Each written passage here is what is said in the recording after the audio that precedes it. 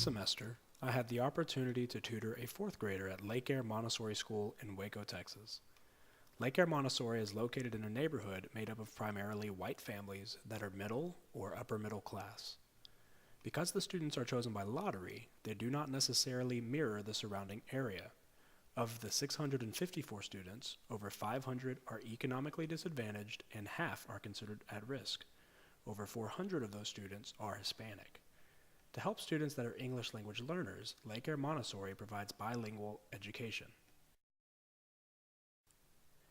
Many of the students at Lake Air Montessori are, in fact, bilingual. This poses a threat to their education if they are unable to understand instruction in school. It can also be problematic at home if the student's parents are unable to help with homework in English. Another possible negative factor for students is being economically disadvantaged. This could mean the student's home life is stressful and distracting to their education. After conducting an interview with my student's teacher, I found that parental involvement is paramount to a successful education, and that most of the students in our class have parents that are active participants in their students' education.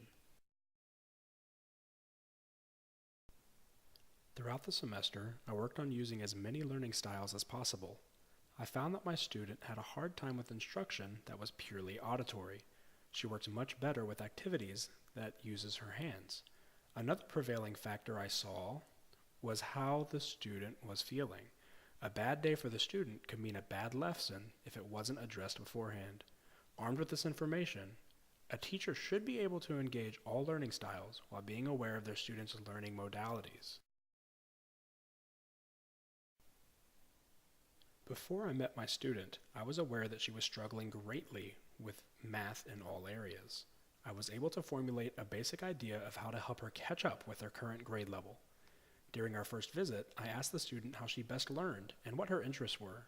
By knowing these two things, I was able to come up with lessons that were engaging and taught the objectives she had been struggling with. My lessons would usually start out with a quick review and would swiftly continue with the instructional delivery. I then had an activity that was active and engaging for my student. I sometimes used pipe cleaners and other times board games. By switching up the activities, the student was excited to learn and looked forward to our lessons together. By the end of the semester, I was able to tailor my lessons to be fun for my student while catching her up with her grade level.